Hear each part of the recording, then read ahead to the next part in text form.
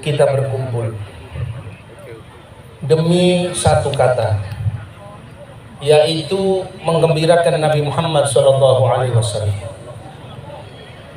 Bagaimana kita bisa menggembirakan Rasulullah SAW sedangkan kita ini dikatakan oleh Nabi SAW,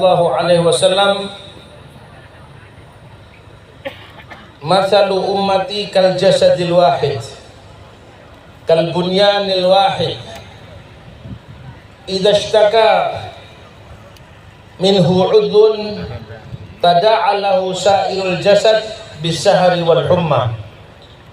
Umpamanya umatku ini seperti satu badan, seperti satu bangunan, kal judranil wahid, seperti satu tempat, satu tembok.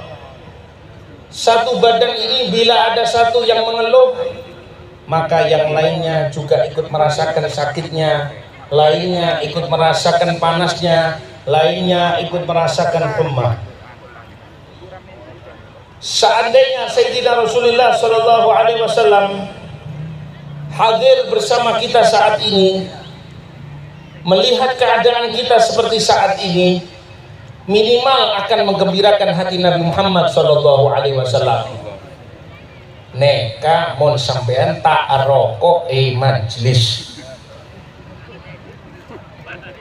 paham ya? Dahulu Rasulullah SAW ketika datang membawakan dakwahnya kepada kabilah Arab, ketika datang sambutan mereka berbeda-beda. Ada yang menyambut, ada yang nggak menyambut.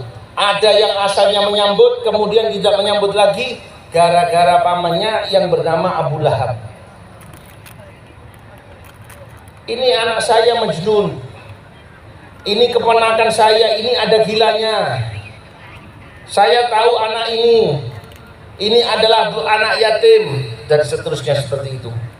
Tapi apakah Rasul SAW berhenti dari dakwah? Sama sekali tidak berhenti daripada dakwah.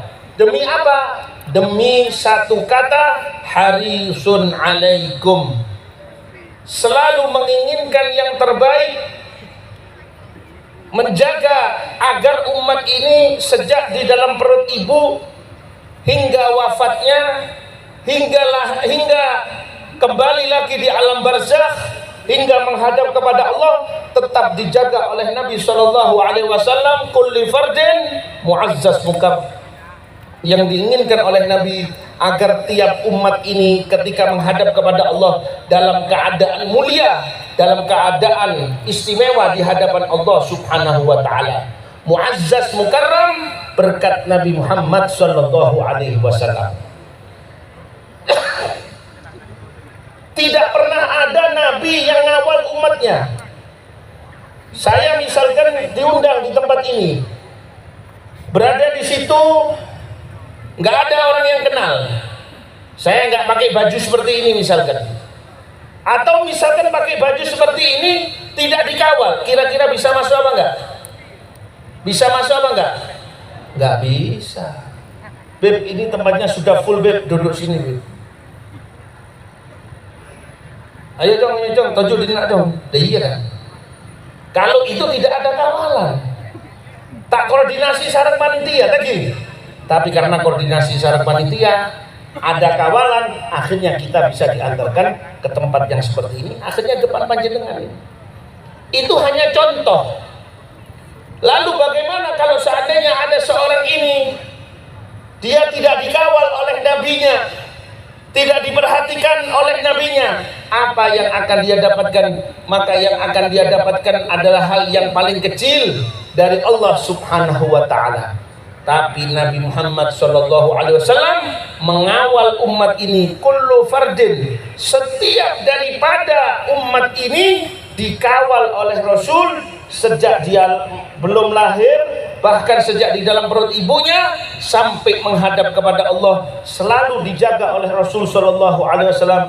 Makanya benar sekali apa yang dikatakan yang di dalam firman Allah Subhanahu Wa Taala, wa ma kana Allahu liyu'adzibahum wa anta fihim wa ma kana Allahu mu'adzibahum wa hum yastaghfirun. Di dalam riwayat yang dibawakan oleh Al-Habib Abdullah bin Sibrin Zahir, di dalam kitab Majmu'nya beliau membawakan sebuah hadis dari Rasul SAW yang mengatakan, ketika saya masih hidup maka Allah tidak akan turunkan siksa atas kalian, Allah tidak akan turunkan adab atas kalian. Fa idza madaitu, bila saya telah pergi, taraktu fikum al-istighfar, saya tinggalkan pada kalian yang membawa keamanan yang kedua, penjaga yang kedua, yaitu al-istighfar.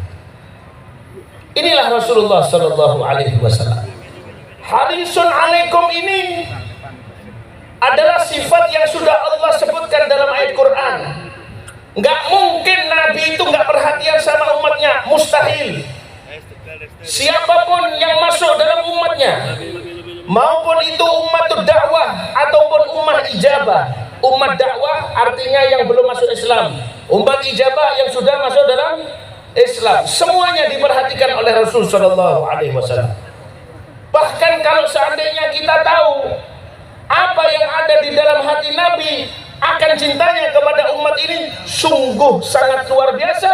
Bahkan semakin akhir, semakin dicintai perhatian Nabi SAW kepada umat, semakin akhir, semakin bertambah. Kenapa? Lisyiddatil fitan alladhi istaqbaluha, dikarenakan fitnahnya semakin keras yang mereka hadapi.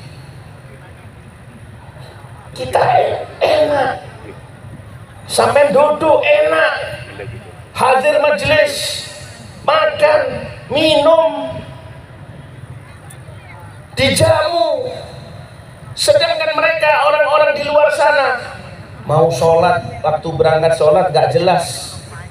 Itu mereka saudara kita yang sekarang di Palestina itu, kalau mau berangkat sholat sudah ma'assalamah, selamat tinggal. Ya, kadang berangkat masih sehat, pulang dan mau pulang ke rumah sudah tinggal namanya inna lillahi wa inna ilaihi raji'un. Tapi memang begitulah skenario yang dibuat oleh Allah untuk semakin meningkatkan derajat mereka di sisi Allah Subhanahu wa Ta'ala. Ketika terjadi pendudukan Palestina pertama oleh Israel tahun 67, terdengar kabar tersebut oleh Al-Habib Alwi bin Abdullah bin Syahab. Kemudian beliau ditanya, Habib, ini ada kejadian gini, tolong doakan ya Habib. Kata beliau, saya nggak heran kenapa mereka bisa dikuasai oleh Israel, lantaran mereka jarang, lantaran mereka sering meninggalkan sholat, lantaran mereka tidak mau menjaga sholat 5 waktu, bahkan meremehkan sholat 5 waktu. Maka yang namanya din, tiang agamanya sudah lengser. Akhirnya apa? Ditakdim oleh Allah, dibersihkan oleh Allah. Allah yutahhirhum, Allah yuzakihim, Allah bersihin mereka dengan pendudukan ini, yang mana pada akhirnya insya Allah mereka menghadap kepada Allah dalam keadaan apa? Husnul khotimah. Dan akhirnya bermunculan berbagai macam mujahidin di sana dan di sini, wajib untuk mempertahankan agama Islam. 1000 dibunuh pada hari yang sama, 1000 lahir. Sekarang mereka sudah pada menjadi hafizul Quran.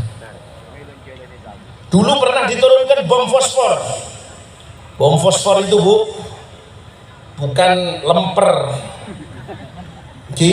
ya, benih serabi, benih rawon, benih soto Bu, iya, mon soto Madura yang aman tadi. Neka fosfor Bu, sekali orang neka kena bom, dus satu tempat ini mati kabeh, luluh lantak, tidak tersisa jasadnya. Mereka bangga, kata orang Israel, oh kita ini sudah habiskan 1000 orang Palestina dalam sekali bom. Nggak tahu ternyata di dalam tempat persembunyian orang orang Palestina, di malam itu tercatat 1000 orang lahir, 1000 anak bayi lahir, dan sekarang banyak daripada mereka hafizul Quran. Shallallahu alaihi Muhammad. Maka jangan khawatir, agama Islam tetap mukarram, tetap muazzaz. Tapi pertanyaannya, adakah saya dan kamu yang muazzaz?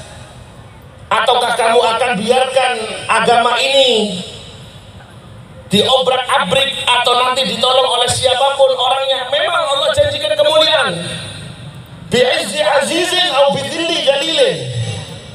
Mau dengan yang mulia akan menjadi sebab kemuliaannya ini di tangan orang hina ataupun di tangan orang mulia. Bisa jadi orang kafir bikin sesuatu, nggak taunya bawa dampak positif dalam Islam. Bisa jadi. Tapi apakah Anda tidak mau ambil andil di dalam perjuangan ini?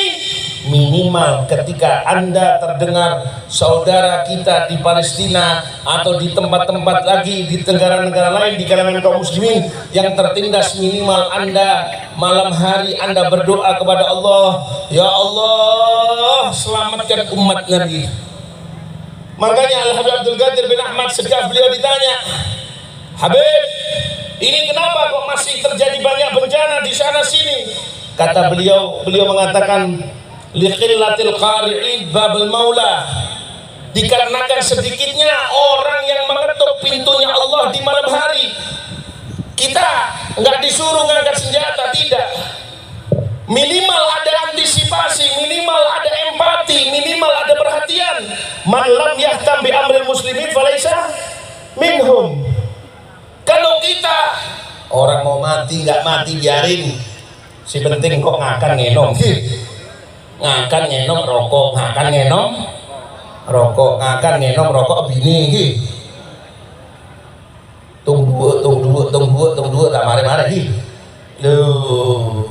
Mau dia dalam Islam bakal bisa maju, tak bisa kalau sampean tidak mau mendoakan agama Islam.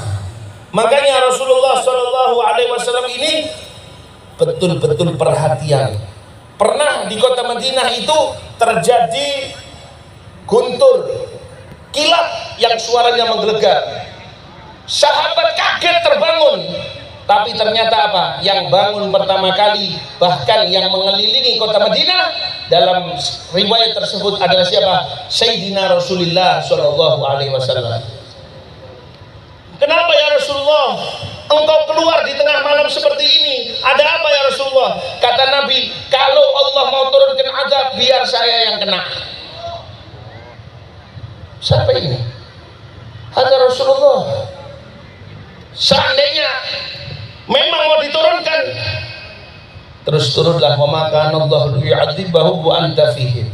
Selagi engkau di tengah mereka, hai Muhammad, maka tidak akan diturunkan azab. Tapi datang reng semangkin akhir zaman, ki bede seragu tentang potona Kanjeng Nabi. Oh neka tak sambung tak sambung. Urusan apa? Urusan tabu, urusan